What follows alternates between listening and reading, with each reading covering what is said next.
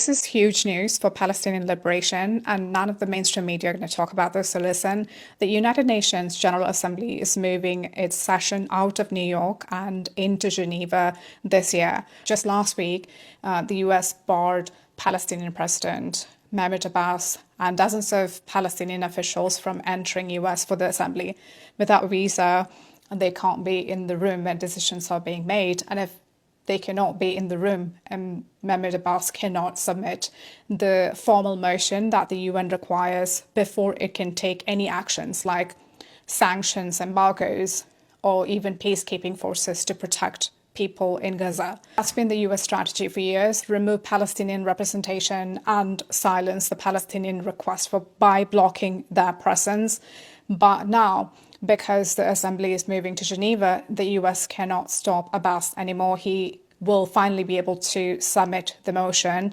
I highly encourage you to go to Judge Andrew Napolitano's website and listen to his podcast with Colonel Lawrence Wilkerson. Wilkerson is a highly decorated US military official. He held top national security positions in the early 2000s.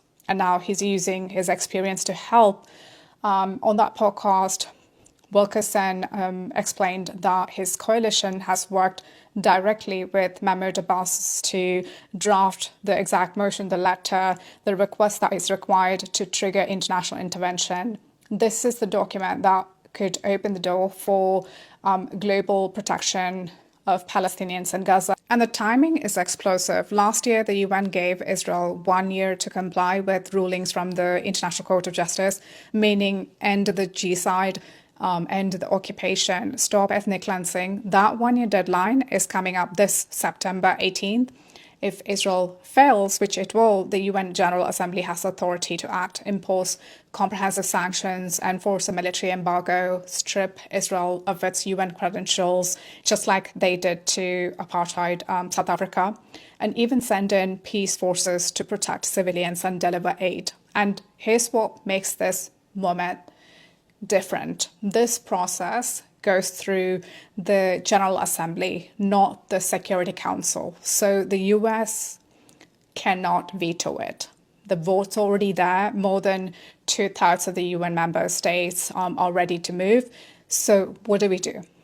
Keep calling and emailing your representatives. Tell them directly you support the resolution being brought forward to the UN, and you will not support any politician who refuses to back it.